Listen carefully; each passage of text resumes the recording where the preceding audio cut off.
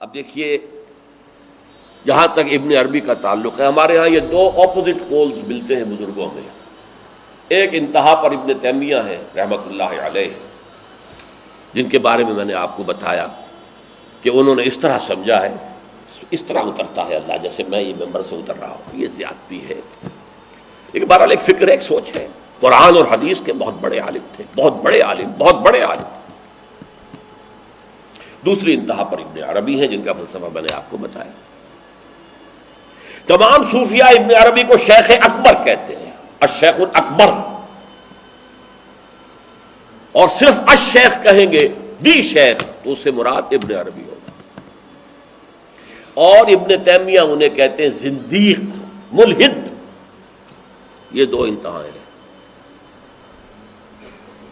ہمارے ہاں جو عام طور پر اہل حدیث حضرات ہیں وہ ابن تیمیہ کے فالوورز ہیں ان عقائد میں. ان کے ہاں تصور کیا ہے؟ اللہ تعالی ہر جگہ اگر ہے تو صفاتی اعتبار سے، ذاتی اعتبار سے نہیں.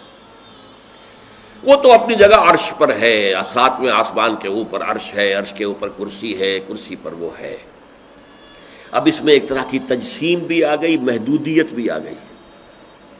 اس کائنات میں تو اللہ ہے ہی نہیں، تو پھر اللہ محدود ہو گیا نا، وہ تو کسی خاص جگہ پر ہو گیا نا. ایک تصور یہ ہے. اور عام آدمی یہ بھی سمجھے تو ٹھیک ہے، اسے یہ معلوم رہے کہ اللہ ہی رازق ہے، اللہ ہی خالق ہے، اللہ ہی مصیبت سے نجات دلانے والا ہے، اللہ ہی مشکل کشا ہے، اللہ ہی حاجت روا ہے، اللہ ہی، یہ بس اسے معلوم ہو، توحید مکمل ہو گئی. لیکن فلسفہ کچھ اور شے ہے، فلسفہ کچھ اور سوالات پیدا کرتا ہے. جیسے میں نے کہا ہے صفات ذات حق حق سے جدا یا عین ذات. اب یہ فلسفہ ہے. صفات باری تعالی اگر قدیم ہے صفات تو یہ غصہ، یہ تو قدیم نہیں ہو سکتا. غصہ تو کسی کام پر آیا، خوشی تو کسی کام پر ہوئی، یہ قدیم کیسے ہوگا؟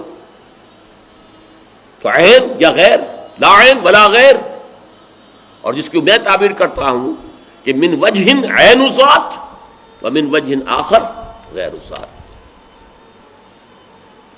اب اس سلسلے میں علامہ اقبال نے جو بات کہی ہے، جو پروفیسر یوسف سلیم چشتی مرحوم نے مجھے بتایا تھا کہ انتقال سے صرف 3 ماہ قبل یہ اشعار کہے. وحدت الوجود کے، پینتھیزم کے، دونوں کے شدید مخالف تھے علامہ اقبال شروع میں.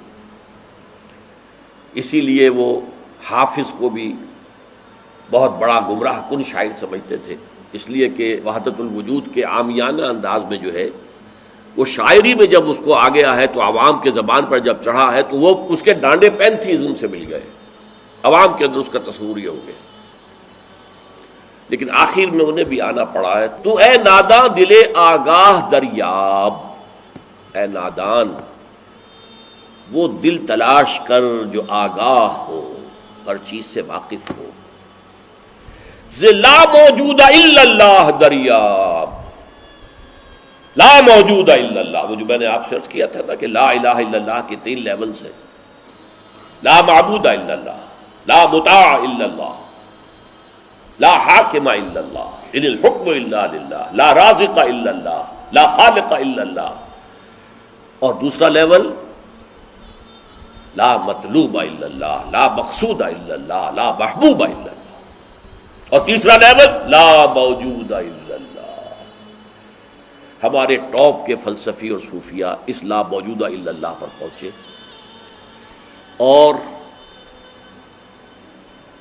12ویں صدی کے مجدد اعظم شاہ ولی اللہ دہلوی رحمۃ اللہ علیہ، انہوں نے اس میں قول فیصل کہا کہ محی الدین ابن عربی کی وحدت الوجود اور شیخ احمد سرہندی کی وحدت الشہود میں باریک سا فرق ہے تعبیر کا، ورنہ وہ ایک ہی ہے. اور اس کو انہوں نے عنوان دیا توحید وجودی. ہندوستان میں ہمارے بڑے ٹاپ کے شاعروں میں سے تھے عبد القادر بید الفارسی کے. اس وقت تک ابھی اردو کا وجود ہی نہیں تھا، اردو تھی نہیں ہندوستان میں اس وقت. تو شیخ عبد القادر بیدل جو ہیں وہ وحدت الوجود کے بہت بڑے قائد تھے. اور ان کی عظمت کا عالم یہ ہے کہ غالب کہتا ہے طرز بے دل میں ریختہ لکھنا اسد اللہ خان قیامت ہے، کہ بے دل کے انداز میں اردو میں شاعری کرتا، اردو فارسی میں کی، اردو کو ریختہ کہتے تھے پہلے، یہ نئی زبان جو بنی تھی ریختہ، طرز بے دل میں ریختہ لکھنا اسد اللہ خان قیامت ہے۔ لیکن وہ اسد اللہ خان بھی یہ کہتے ہیں جارو بلا بیار کہ این شرک فی الوجود با گرد فرش سینہ با ایواں برابر است۔ دیکھو اگر تمہارے سینے کے اندر شرک فی الوجود شامل ہے، یہ بھی ہے وہ بھی ہے یہ بھی ہے وہ بھی ہے، وجود متعدد ہے، خدا کا وجود علیحدہ ہے، ہمارا وجود علیحدہ ہے، تو یہ گرد کے مانند ہے جو تمہارے سینے کے ایوان پر جو تخت بچھا ہوا تھا اس کے اوپر گرد پڑ گئی ہے۔ اس گرد کو جاروب لا، لا موجود ہے الا اللہ، جاروب لا کی جھاڑو سے لا کر صاف کر دو، جاروب لا بیار کہ یہ شرک فی الوجود، وجود دو مان لیے تو شرک ہو گیا، وجود ایک ہی ہے۔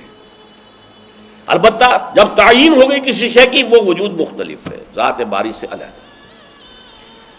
بہرحال یہ مباحث ہیں اس آیت مبارکہ سے متعلق، اور میں نے آپ کے سامنے ساری بات رکھ دی۔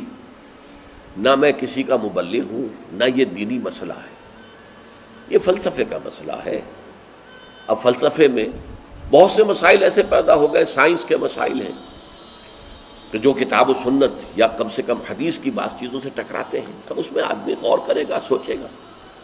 اسی طریقے سے یہ فلسفے کے مسائل ہیں جو ہمیشہ سے جن پر کام ہو رہا ہے، لیکن یہ دین جو ہے وہ شریعت اور طریقت کا نام ہے۔ حقیقت کو چھوڑ دو، حقیقت جو ہے بس ہے۔ تم سورج مکھی کے پھول بن جاؤ، تمہاری توجہ ہر وقت اپنی اس ذات جو جس نے تمہیں پیدا کیا ہے، حقیقت تو وہی ہے، لیکن سورج مکھی کے پھول بن جاؤ۔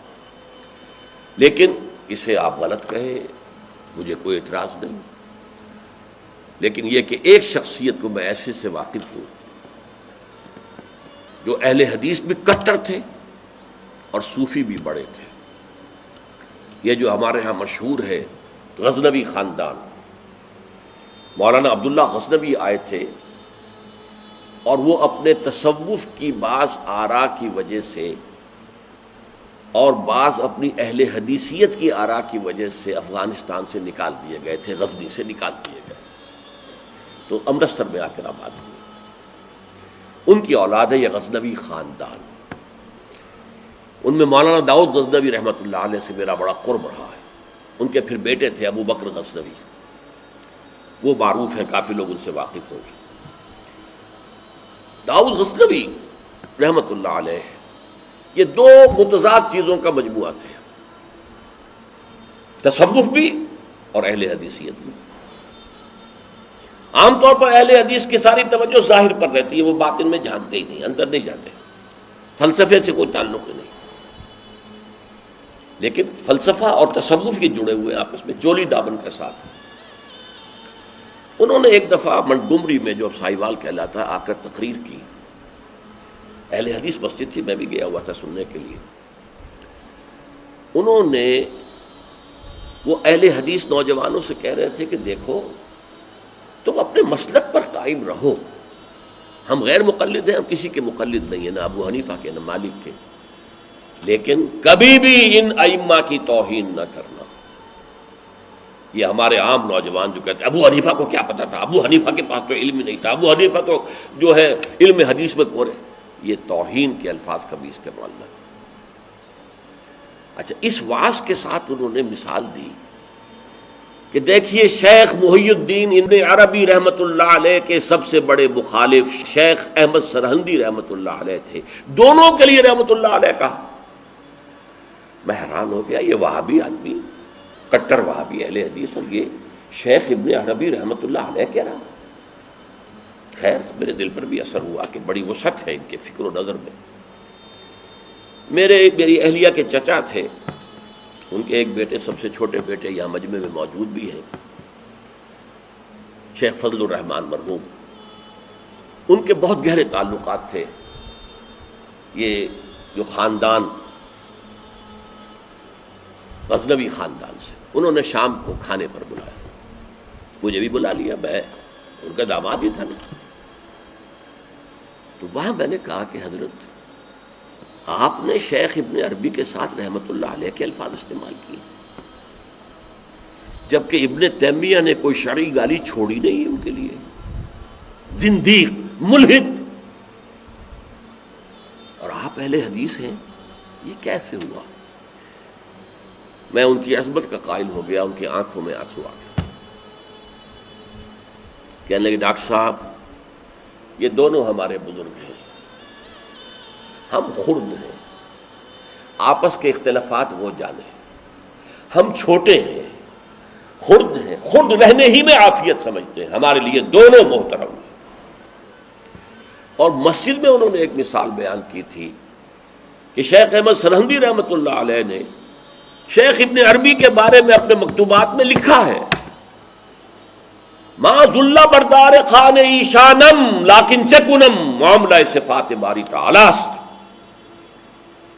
کہ ہم شیخ ابن عربی کے دسترخوان کے جھوٹے ٹکڑے کھانے والوں میں سے ہیں. کون کہہ رہا ہے؟ مجدد الفسانی کہہ رہا ہے. ما ذل بردار خان ایشانم، ان کے دسترخوان کے سوکھے جوڑے ہوئے جھوٹے ٹکڑے کھانے والوں میں سے ہم ہیں. لیکن چکنم، لیکن کیا کریں، معاملہ سے بات باری تعالی است. یہ باری تعالیٰ کی صفات کا معاملہ ہے، ہمیں اختلاف کرنا پڑ رہا ہے، اختلاف ہم کر رہے ہیں، لیکن ہم ان کے دسترخوان کے جھوٹے ٹکڑے کھانے والے. یہ کہہ رہے ہیں شیخ احمد سرہندی رحمۃ اللہ علیہ، جن کے بارے میں مشہور ہے کہ ابن عربی کا یا تو مخالف اول ابن تیمیہ رحمۃ اللہ علیہ، اور یا پھر مخالف دوم جس نے جوابی فلسفہ پیدا کیا وہ شیخ احمد سرہندی رحمۃ اللہ علیہ. تو یہ ہے کہ ان چیزوں کے بارے میں اپنے سینوں کو وسعت دیجیے. آپ ابن عربی کی بات کو چھوڑ دیجیے، پھینک دیجیے، لیکن توہین نہ کیجیے، اس کو خام خواہ کفر سے تعبیر نہ کیجیے. یہ چیزیں جو ہیں، اور پھر ہمارے سارے صوفیہ جو اس کے قائل ہیں، پھر ان سے بدزنی ہو گئی. میں صرف اس لیے کہ وہ بدزنی اور دلی نفرت کا معاملہ ختم ہو جائے میں یہ ساری بحث اس لیے کیا کرتا ہوں، ورنہ میرے عام دروس میں ان مسائل پر گفتگو نہیں ہوتی.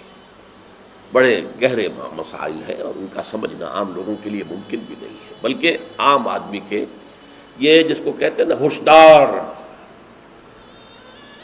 ہوشدار کے رہ بردب تیغست قدم را، ہوشیار رہ جاؤ، یہ تم جو چل رہے ہو یہ تلوار کی دھار کی طرح کا راستہ ہے، کاٹ کے رکھ دے گا تمہیں. جیسے ہم کہتے ہیں پل صراط جو ہے وہ بال سے زیادہ باریک ہوگا اور تلوار کی دھار سے زیادہ تیز ہوگا، جس پر سے گزرنا ہے قیامت میں. یہ کہاوت ہے.